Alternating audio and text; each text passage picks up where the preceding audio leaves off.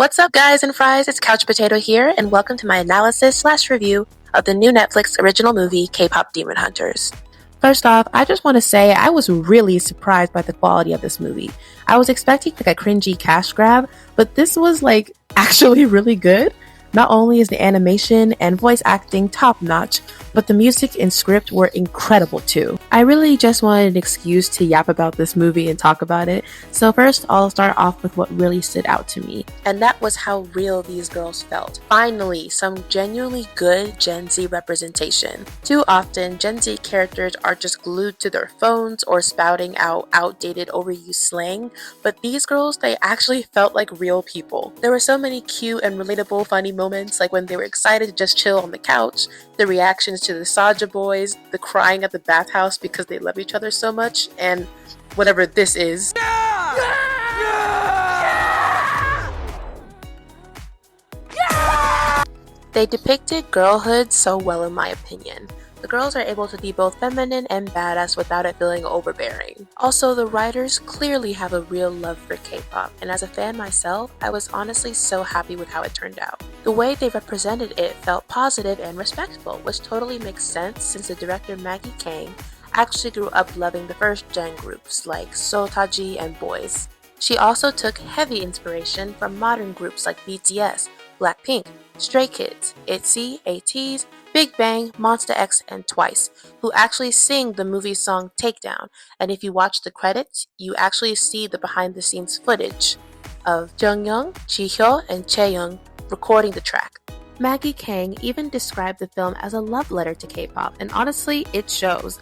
The little things like the Huntrix lightstick, which I need, actually good choreography, variety shows, and the fans make me crack up, especially these big guys that are always crying to Huntrix.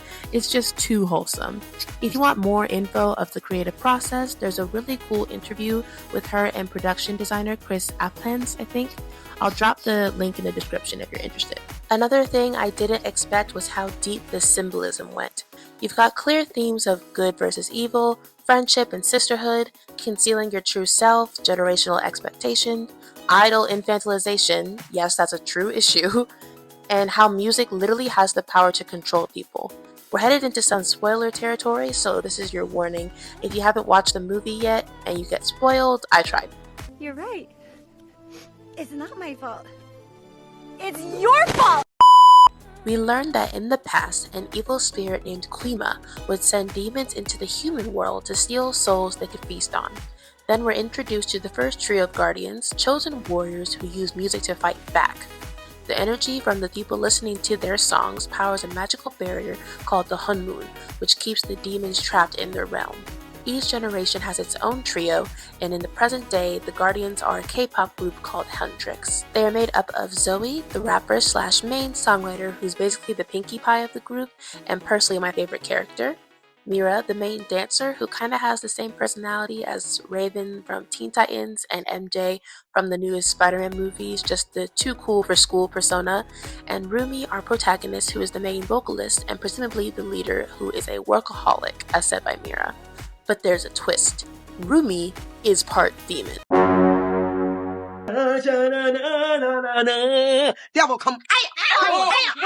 Which obviously complicates things. Apparently her dad was a demon, and Mama Rumi, girl, you're a demon hunter. You should know not to dance with the devil. Anyways, Rumi's mom was part of the previous generation's guardian trio, but died when Rumi was an infant. So now Rumi's stuck in this weirdly ironic situation. She's fighting the very beings that are a part of her. It's not her fault, of course, but she ends up carrying the weight of both bloodlines. Granted, this mindset of only identifying as a hunter and not a demon was instilled in her by Celine, her surrogate mother. Celine was part of the previous guardian trio and has raised Rumi as her own ever since her mom passed. And I just want to say, after watching EXO Kitty, I recognized Kim Yoo-jin's voice as Celine immediately. And if you love Demon Hunters, I definitely recommend EXO Kitty, and I'll probably make a video on it as well. Rumi, as Mira says, is a Workaholic, doesn't know how to relax. I know how to relax. which is kinda true. She posts their new song Golden right after their concert, so instead of getting to relax, they have to promote it. And I felt so bad for Mira and Zoe when they started crying. It was just so cute and so real at the same time. But of course, we find out she's not pushing herself and her friends because she wants to. It's because she feels she has to. Her demon patterns are spreading, and according to Celine, strengthening the Honmun and eventually turning it gold is the only way to get rid of them permanently. During their practice session, Rumi finds out her patterns have spread to her throat, which we assume is what's damaging her voice. But later on, we learn it's not the scars hurting her, it's the fact that she's hiding who she truly is from the people that she loves, her friends. Her voice only starts to heal when she opens up to someone who doesn't shame her for who she is, someone who truly understands. And that person is the one, the only, Jinu. This beautiful man, who probably would have taken my soul if I lived in their world, is named Jinu, and is part of the rival boy band, the Saja Boys, sent by Quima to steal souls. He was human about 400 years ago, but sold his soul to Quima for riches because he and his family were dirt poor. According to him, their fate changed overnight, and for a while, they were comfortable. He tells Rumi he did it to help his family, but because selling his soul meant being condemned to the demon world, he had to leave them behind, and they ended up worse off than they were before. This shame that he carries is what Quima uses to control him for all these years. However, we only find out later that the reason he's so ashamed is that when he got rich, instead of inviting his family, he just dipped! And my first time watching this, I actually did a spit take because yeah, that's not a great look, Jinu. Like, how are you gonna leave your baby sister and mom behind? Like, bro, why? Be nice. I'm finding it. It take you that long to find it? It does. But despite being a demon and making some awful choices, his personality is kinda goofy. She wants to meet and she's late? I want to talk about those pants. Teddy bears and choo-choo trains? Really? Choo-choo. Have fun. Oh, jeez. Although, you could have picked somewhere nicer for a date. Date? No, ew! What are you talking about? That doesn't mean... Oh, you're so old. Okay, so I've been meaning to ask, why does the bird wear a tiny hat? I made it for the tiger, but the bird keeps taking it. Oh, I was just trying to get the bracelet. Okay, bye. Yeah, bye. I don't think it's a stretch to say the writers did this on purpose, not to just make us like him, but to show a softer, more human side we wouldn't expect from a soul-stealing demon. Or as Rumi puts it, it's just his demon side talking, and you have to fight it, which is a great lesson for anyone watching. You can always be better than who you were yesterday. Probably the best thing in this movie, besides the characters, is the music. Every single song is an absolute banger and has been stuck in my head for the last month. And honestly, a lot of them don't sound like they were made for a movie. They sound like actual K-pop tracks you'd hear on a real album. How it's done gives serious Blackpink energy. I've also been quoting the heels, nails, blade, mascara, fit check from my napalm era impulsively, like at least 3 times a day. Soda Pop feels like it was heavily inspired by BTS's Dynamite and TXT's Golden Hour, just bright, bubbly, and super catchy. But my personal favorites have got to be Golden, which sounds like a direct nod to I Am by IVE.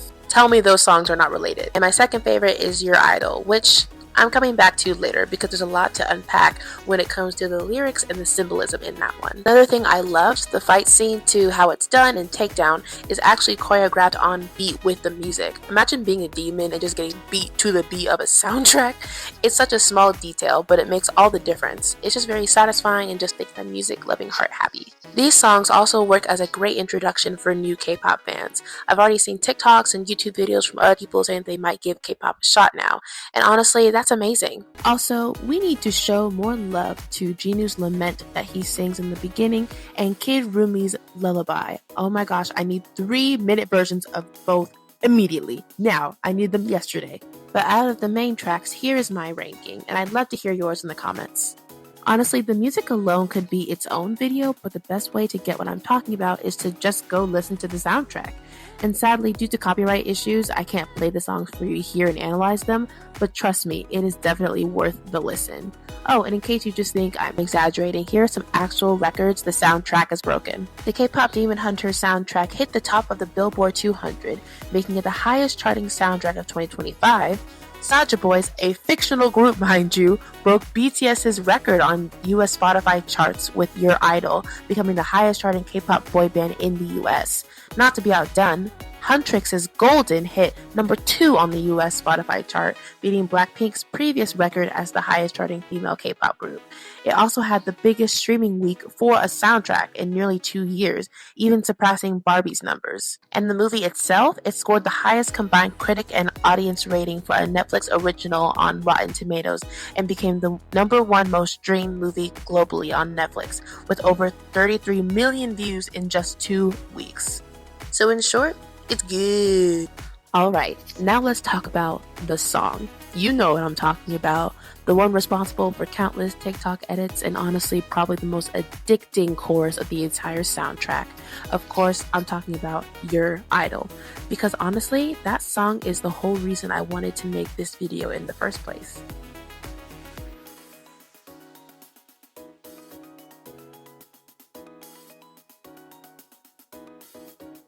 Your Idol is a direct critique of how K-pop fans can get so wrapped up in the fun stuff, like the visuals, the choreography, the hot people, the catchy music, that it crosses the line into worship territory or idolization. And that's not me reaching. I mean, the literal term for K-pop celebrities is idol, as in an object of excessive admiration or devotion.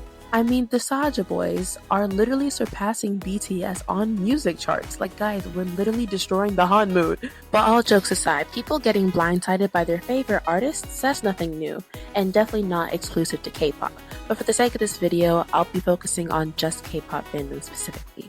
Some fans will go to hell and back just to defend their bias, no matter what they do. Whether it's something insensitive or just straight up wrong, there's often this knee-jerk reaction to protect the image of perfection that their idol portrays. Take, for example, the backlash around the Kiss of Life livestream, which many felt, rightfully so, mocked Black and Latino culture. Or the case of Taeil from NCTU, who was accused and later pled guilty to quasi-rape. These are serious issues, but despite the facts, some fans will still try to defend, deflect, or justify the behavior to protect their idol. Now, I know everyone makes mistakes, and if you believe the person or group you support has genuinely learned, grown, or taken accountability for their actions, I think you do have the right to keep supporting them. And to be honest, that includes groups I love too. BTS, for example, has had past controversies related to cultural appropriation, and Blackpink has recently faced criticism over similar issues. The thing is, these aren't isolated to just one fandom or one group. What matters is how fans respond.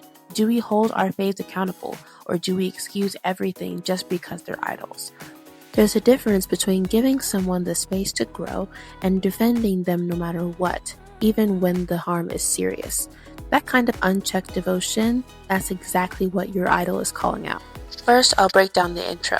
We hear Pray for Me Now, Dies Irae. This translates from Latin to Day of Wrath, a direct reference to Judgment Day, from the Dies Irae hymn. Pray for me now, Ella. La means that day, as in the day of wrath. Pray for me now, Vol Silvein. This roughly means set you free in, and it flows right into the next word, Favila, which means ashes. So together, set you free in ashes. Quite dramatic. Then Pray for me now, Maledictus. That one means the accursed, as in the damned. Pray for me now, Erus. This means Lord or Master, probably a reference to God or maybe Quima. Pray for me now, En Flamas, which translates to into flames. So yeah, not subtle at all. And then again, pray for me now, Eternum, and that means eternal. Eternal judgment, eternal flames, you get the vibe. Then the real lyrics hit. Keeping you in check, keeping you obsessed, play me on repeat, kutopshi in your head. And kutopshi means eternally, so again, they're not hiding the message. Probably the most obvious one, yeah, you gave me your heart, now I'm here for your soul. Like, hello? All y'all going ahead. What? You right there. Here. You. Here. You. Here. Yeah, I said it. And then towards the end, we hear the living in your mind now. Too late cause you're mine now. You're down on your knees. I'ma be your idol. Yeah, that's not romantic. That's possession and intentionally creepy. Personally, I'm not getting on my knees for any man. Except for Jungkook, but that's not the point. Now let me be very clear, I am not saying all K-pop fans are like this, or that I had never defended my bias or group I love when it probably wasn't necessary. I think a lot of the defensiveness comes from the fact that K-pop gets so much unnecessary hate already, so when actual criticism shows up, it can feel quite personal. But that doesn't mean we can't have honest conversations. But your idol is a reminder of how quickly admiration can turn into obsession and how dangerous that can be, not just for idols, but for fans too. What I really appreciated is that Rumi doesn't get cured of being part demon. There's no magical fix, no you're normal now moment. She's still part demon, and she still has her patterns. But what changes is that she finally chooses to embrace all of herself, the parts she was ashamed of and the parts she was hiding. And the moment that really broke me was when she looked Celine in the eyes and asked, "Why couldn't you love all of me?" Because the truth is, Celine didn't. She only loved the parts she was taught weren't a disgrace. But Rumi doesn't need her approval anymore. She decides to love, or at least accept, herself first. And once she does, that's when she and her friends are finally able to reseal the honeymoon. It honestly gave me My Little Pony Equestria Girls flashbacks in the best way, defeating darkness with the power of music, sisterhood, and friendship. I love that so much. And what elevates the message even further, at least for me, was how Jinu's arc mirrors hers. Jinu didn't want to accept himself either, not because of who he was, but because of what he had done. He sold his soul centuries ago and lived with the guilt of abandoning his mother and sister. That shame ate away at him until he believed he didn't deserve redemption. Instead of making things right, he asked Kuima to erase his memories because forgetting felt easier than forgiving himself. And that's what made his ending so powerful. He didn't get his soul back by running from his guilt. He earned it by facing it and by doing the right thing when it mattered most, protecting Rumi. And no, that doesn't erase his past. It doesn't undo the pain he caused or magically fixes everything. But it shows that he wanted to be better and finally believed he could be, and that counts for something. K-pop Demon Hunters was an absolute delight to watch. It was fun, intriguing, and way better than I expected. I came for the music and vibes and left emotionally wrecked in the best way possible. Some of my favorite little details have got to be Rumi's muscle memory kicking in during Takedown, her and Jinu's K-drama worthy meet cute, the Ajamas loving the Saja boys, the girls being foodies instead of dieting, Zoe being too much and not enough simultaneously, literally me, and the fact that Jinu's mom and sister from the intro turn out to be his family, which hits so much harder after learning his backstory. Honestly, I could go on forever. That being said, I do have a few critiques. I wish we had just a little bit more time to build up Rumi and Jinu's relationship. I've heard there was a first kiss and an aquarium date, and whoever cut that? I just want to talk to him. Why do you have a shotgun? I just want to talk to him. Dad, this is ridiculous! I just want to talk to him. I just want to talk to him. I also wanted more Celine. She's such an important figure in Rumi's life, but is barely in the movie. And while the Saja boys weren't the main focus, a tiny bit more depth would have been nice, especially with hints like their pre-demon photo in the doctor's office. But hey, it's a movie, there's only so much time to develop everything, which is why I need a sequel, or better yet, a mini-series. Give me prequel episodes, a scandal arc, Bobby's off-day vlog, I'll take it all. And since the franchise is literally called K-pop Demon Hunters, I assume there are still demons to hunt.